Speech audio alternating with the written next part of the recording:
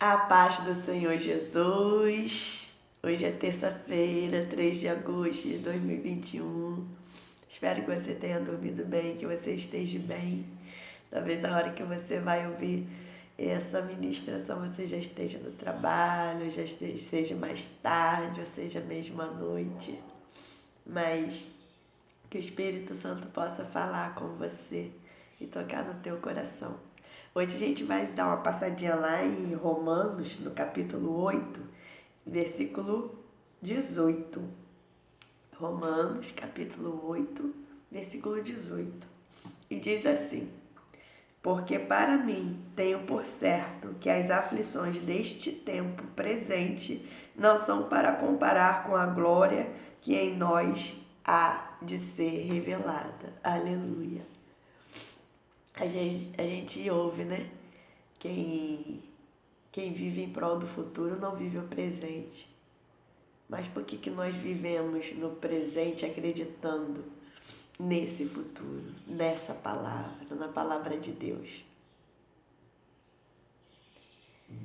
E quando nós acreditamos num futuro glorioso, numa eternidade maravilhosa, a gente vive de forma a conquistar e de forma a chegarmos lá e conseguirmos ouvir Jesus dizendo: Vem bendito de meu Pai. Essa é a nossa luta, porque a gente crê naquilo que a gente não vê, naquilo que a gente não sabe. E alguns de nós aqui, tenho certeza que já ouviram relatos de pessoas que sonharam, tiveram em coma e sonharam que foram até o céu, que foi até o céu e que viu. E ninguém que foi, que teve esse sonho, quis retornar. Ninguém. Ninguém. Minha mãe esses dias teve um sonho e falou que estava num lugar tão tranquilo e tinha um homem de branco de mãos dadas com ela. E ela falou que era uma paz, era uma tranquilidade tão grande. Daí ele levava, ela ia para vários lugares. Ela falou que era um lugar lindo, lindo, lindo, lindo. Mas ela falou que a sensação de tranquilidade, de calor, ela falou que não tem explicação. Não tem. E a vontade realmente é de ficar naquele lugar. E eu nunca ouvi ninguém. Eu ouvi uma vez um testemunho de uma filha que o pai dela estava muito doente, muito. E ela orando ao Senhor: Senhor, cura o meu pai, cura o meu pai. Né? Ele ia para o hospital, aí né, ficava lá um tempão e ela naquela luta. E aí o pai dela melhorava, voltava para casa. E ela sempre pedindo: Pai, Senhor, cura o meu pai, não leva o meu pai não. Aí um dia o pai dela voltou para o hospital e teve um tempo em coma. E ele sonhou, né, que ele estava no céu. E ele falou assim: Senhor, não quero mais voltar, eu quero ficar aqui, eu estou sofrendo tanto. É tanta dor que eu sinto e eu não estou mais suportando. Estou vendo minha filha sofrer, estou dando tanto trabalho. Aí o Senhor falou assim: olha por que você está voltando. Aí abriu e ela lá orando: Senhor, cura o meu pai, não deixa o meu pai embora não, Senhor. Aí ele falou assim: eu não posso deixar de atender. Né? E ela pede: tem misericórdia, cura o meu pai. Aí ele falou assim: eu não posso. Quando ela pede que eu use com a minha misericórdia, eu não tenho como não usar de minha misericórdia com ela. Aí ele voltou do coma. Aí ela estava lá orando, ele abriu os olhos. Aí ela: pai, pai. Aí ele falou assim: filha, eu amo muito você, mas eu não estou mais suportando ficar aqui. Eu estou com muita dor, eu estou sofrendo muito. E eu tive no céu. E eu quero ficar lá. Eu não quero mais ficar aqui. Me libera, filha, me libera. Aí ela chorou muito, falou que chorou muito, muito. Aí falou, tá bom, pai, eu te libero. Eu te libero, eu não sabia o que eu estava fazendo. Eu que amo tanto o Senhor que eu queria o Senhor aqui, perto de mim.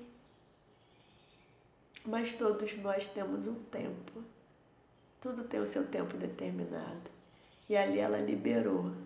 E ele fechou os olhos e foi embora. E voltou para a glória. E quantas vezes, né? A gente está aqui preso por esse mundo, sofrendo. E a gente não consegue se libertar, se liberar. A fé é o firme fundamento daquilo que não se vê, mas que se espera. Então, se a palavra está escrito que eu vou viver dias de glória, por que eu espero viver dias de glórias aqui na terra? Para usufruir o que aqui o mundo me dá. E não uma eternidade na presença do Senhor. Porque como eu já falei aqui, e eu penso isso, uma eternidade, o meu plano de salvação é viver a minha eternidade na presença do Senhor. Por que o inferno existe? Porque é uma eternidade fora da presença do Senhor.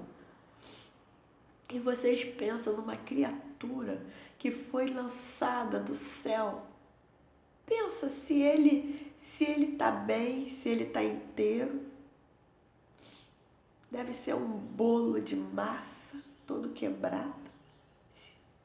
Né? Porque não é o físico, porque ele é uma criatura, né? Foi uma criatura celestial. Então, falando no modo figurado da situação, porque a nossa vida espiritual, quando ela está abalada, o nosso físico sente.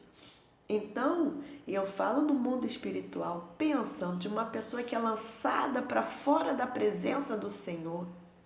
Essa criatura é ódio puro. Essa criatura, ela sente dores o tempo todo. E é isso que ela quer pra gente. E Satanás não está brincando de ser Satanás. Aliás, ele nunca brincou, mas ultimamente ele não tem brincado mesmo. E se a gente acha que o exército do Senhor é que vai crescer, não, claro que não, porque a palavra não é essa. O céu é conquistado à força. A porta é estreita. A porta que nos leva à salvação é estreita, mas a porta que nos leva à perdição, ela é larga. E se nós não vigiarmos, nós iremos a passos largos para a porta larga.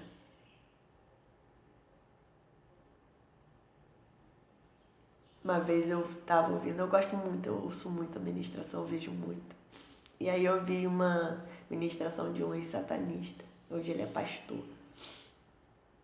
E ele foi educado assim, porque existem famílias, são educadas, assim como existem as famílias evangélicas, existem as famílias satanistas. E já tem igrejas satanistas aqui no Brasil.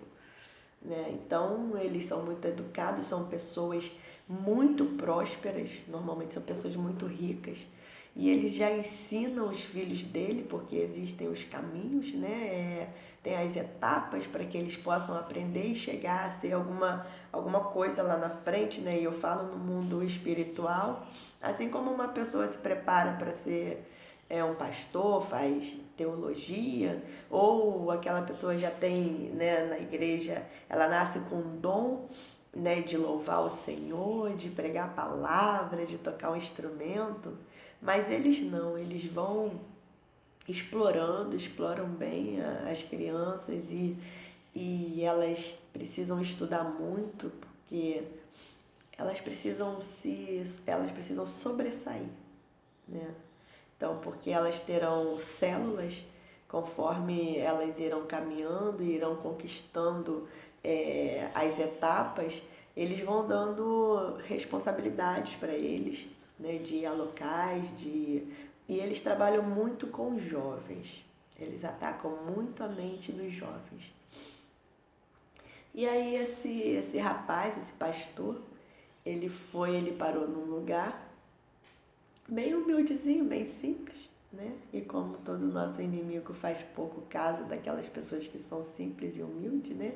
A maioria de nós faz pouco de quem é simples, acha que aquela pessoa não é nada, e é por isso que a gente não deve julgar e nem fazer uma pré-seleção ou desprezar, né? E ele naquela cidadezinha ali pequena, se achando, né? Começou a ir nos templos, começou a fazer a cabeça de algumas pessoas, mas ele conheceu um pastor, e esse pastor foi trabalhando bem devagar com ele, e quando ele reconheceu, né, a veracidade de quem é Jesus, ele não conseguiu ficar longe, e ele mesmo relutando, e ele via coisas, ele falou, não é possível isso. E aí esse pastor falou, olha só, quando você resolver vir para os caminhos do Senhor e aceitar Jesus, Satanás vai tentar te matar. Ele, não, meu pai não, porque Satanás lá para eles é papai, né? É papaizinho lindo, né? Maravilhoso para eles. Não, meu pai não vai fazer isso não. Aí ele pode se preparar. Pode se preparar. E quando ele fizer isso, você clama ao Deus, clama para Jesus, porque ele vai te dar escape. Aí ele não acreditou. E aí ele começou a ir na igreja, começou a frequentar, e ele falava que ele ficava confuso às vezes, sem perceber, mas ele gostava de estar ali no meio deles. E um belo dia, Satanás pegou e apareceu para ele e falou que não queria mais ele lá com aquele povo, né? E ele falou assim, mas eu gosto tanto, papai. E Satanás pegou, depois dele ter insistido muito, falou, olha só, se você continuar aí lá, eu vou matar você. E aí ele pegou e sentiu, aí Satanás pegou e se transformou em verdadeiramente quem ele é. E quando Satanás se mostrou para ele verdadeiramente como ele era, porque até então ele se camuflava, ele se apavorou. Ele se apavorou e saiu correndo. Saiu correndo, né, e pediu socorro. Ele não lembrou o nome, falou, Deus do fulano, né, que era o pastor, me ajuda, né, porque ele já estava se sentindo, que quando Satanás falou que ia matar e ele continuou insistindo, ele já começou a sentir uma coisa se sufocando, e ele, o tempo que ele teve, ele pediu, né, que o Deus de fulano, né, que era aquele pastor, o livrasse, né, o socorresse, e ali veio o socorro e ele saiu correndo. E aí ele saiu correndo assim, atordoado, e entrou num bar, né, e pediu um copo de água. Aí quando ele foi pegar o copo de água saiu, né? E quando ele olhou assim, ele falou assim, eu quero ver o Emanuel entrar aqui com os seus pezinhos limpos e te livrar. Aí ele sentiu, Senhor da glória, sentiu de repente uma voz assim, corre agora. Falou assim, porque eu já fui no inferno e eu resgato a qualquer um, eu entro aonde eu quero e como eu quero. E abriu uma brecha e falou assim, agora corre. Aí ele pegou e saiu do bar correndo e foi pedir socorro lá, o pastor lá. Gente, é um testemunho lindo, maravilhoso. E quando você vê assim, não existe lugar impossível, isso tudo aqui é de Deus, isso tudo aqui foi feito para Ele, por Ele. Não há limites. E quando a gente abre o nosso coração para o Senhor, Ele nos resgata do mais profundo, da nossa mais profunda dor. A gente pode estar em depressão, a gente pode estar no fundo do poço, a gente pode estar dentro de um prostíbulo, a gente pode estar dentro de uma boca de fumo. Quantas pessoas são resgatadas dentro da prisão? O Senhor permite aquela pessoa ser presa e muitas vezes ela é presa para não morrer aqui fora. E a gente não entende isso. Nós temos escolha. Nós fazemos as nossas escolhas. Claro que Deus não quer nada disso pra gente, e a gente tende a botar a culpa nele, mas Ele nos respeita. E assim como muitos de nós A gente olha para alguém que a gente gosta, igual eu tenho um conhecido dele, foi criado comigo, a gente conhece desde pequenininho, o Rafael. E quando eu o vejo todo drogado, bêbado, e é uma pessoa com um coração tão bom, aquilo me dói. Imagine Deus olhando pra gente, indo rumo a um destino, a um lugar, a uma direção que não tem mais retorno, porque depois que nós fecharmos os nossos olhos, não vai ter mais escapatória, não vai ter mais. E aí aquela pessoa, assim como Rafael, quando elas se sentem, elas chegam perto da gente, elas se sentem bem, porque elas estão tão tomadas, estão tão atribuladas, e nós precisamos estender as mãos para elas. Nós não podemos desistir, porque Jesus não desiste de nós. Então, se Deus colocou alguém na tua vida, alguém que seja até muito difícil, Ele nem entende, e Ele até te massacra, Ele está sempre te atacando, mas não é Ele. É porque o que está dentro de você incomoda a quem está nele. E ele precisa de ajuda mesmo que ele não saiba. Não precisa você abrir a tua boca, só o teu testemunho, só a sua atitude para com ele. De amar, de orar por ele e pedir ao Senhor que te dê forças. Porque você, tem horas que é muito difícil. Mas não olhe para essa pessoa como se fosse ela te atacar. Mas olhe para ela como um amado do Senhor e que Ele te colocou ali perto dela para resgatar aquela pessoa.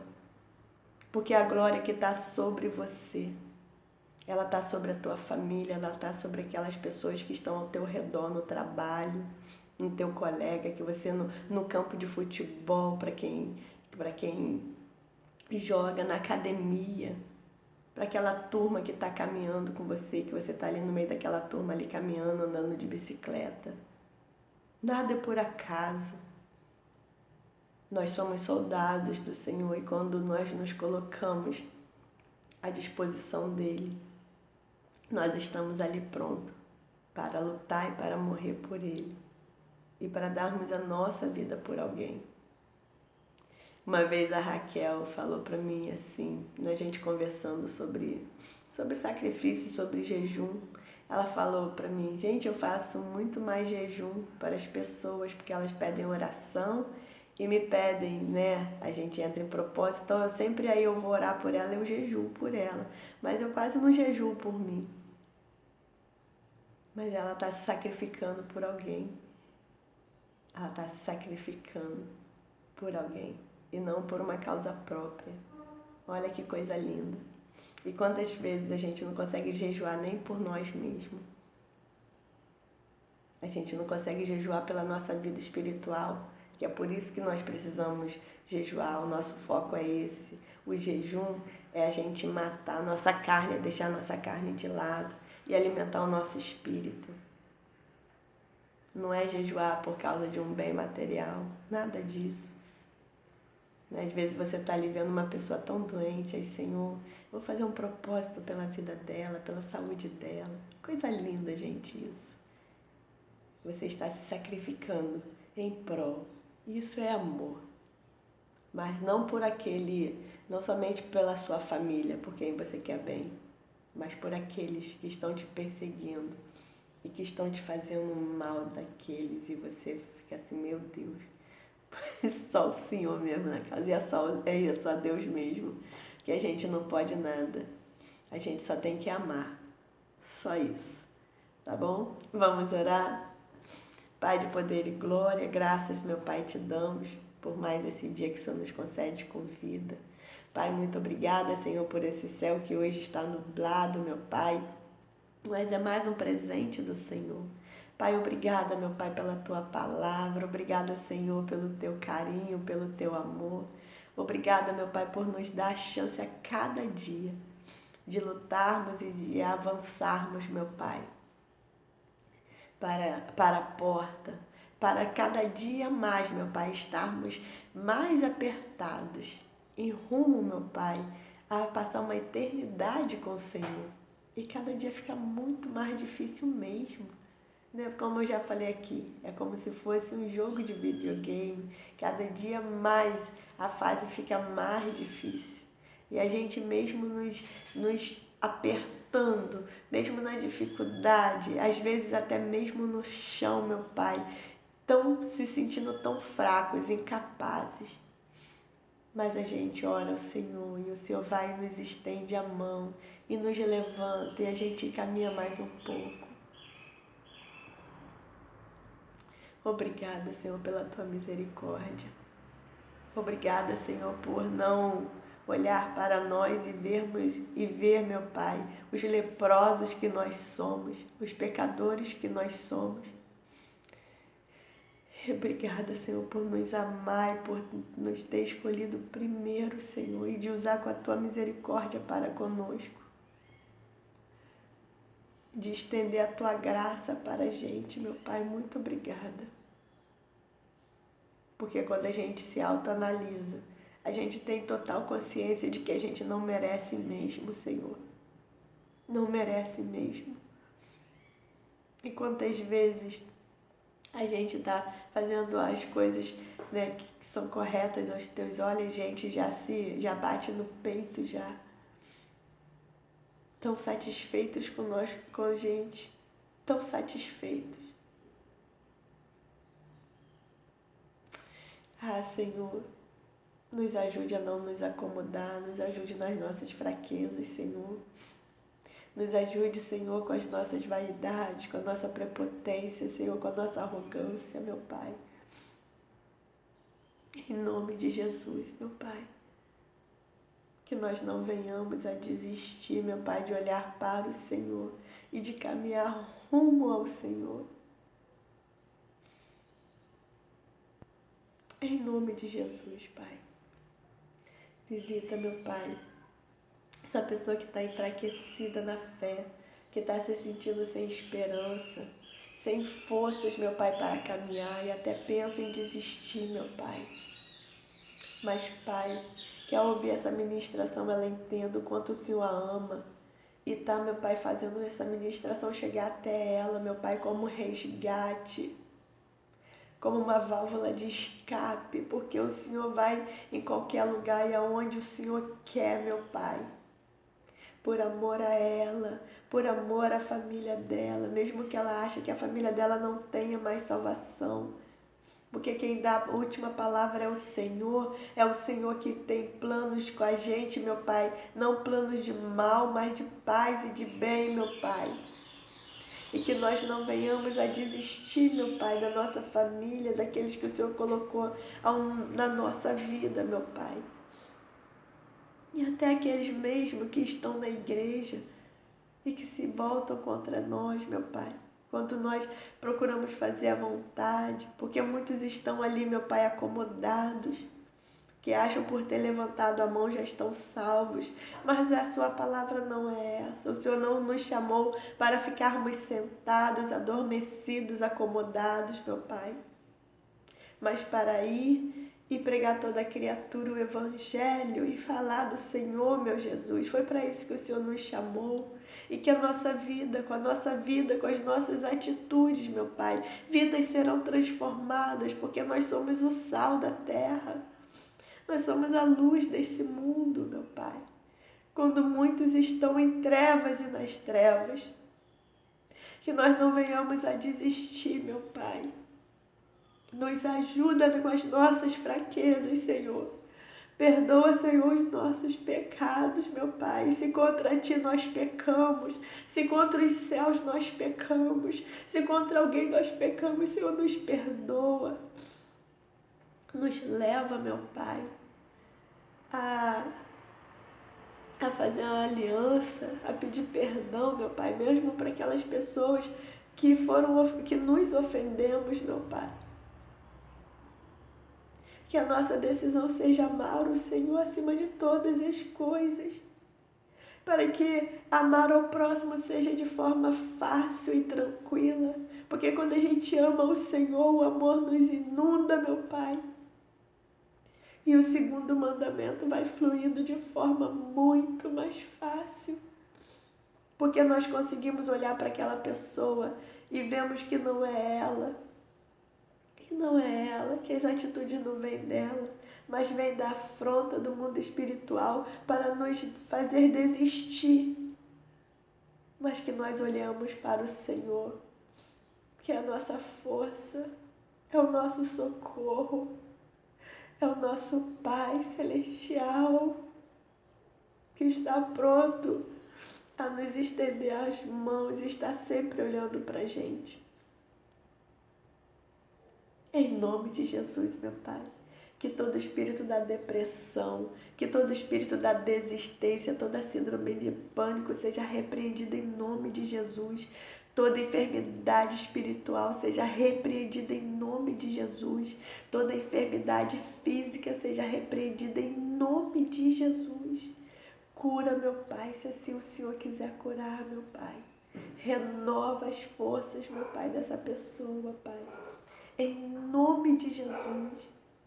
E que ela possa tomar posse da sua vitória. Em nome de Jesus. Porque a fé é o firme fundamento das coisas que se esperam, mas que não se veem. Em nome de Jesus, meu Pai, abençoa o nosso dia. Fica conosco, meu Pai. Fala conosco. Visita os cárceres, visita, meu Pai, os asilos, os orfanatos. Visita as suas viúvas, meu Pai. Visita os órfãos, Pai. Em nome de Jesus, Pai. Em nome de Jesus. Renova, Pai, o amor nos lares. Dê sabedoria a esses pais para educar os seus filhos, meu Pai.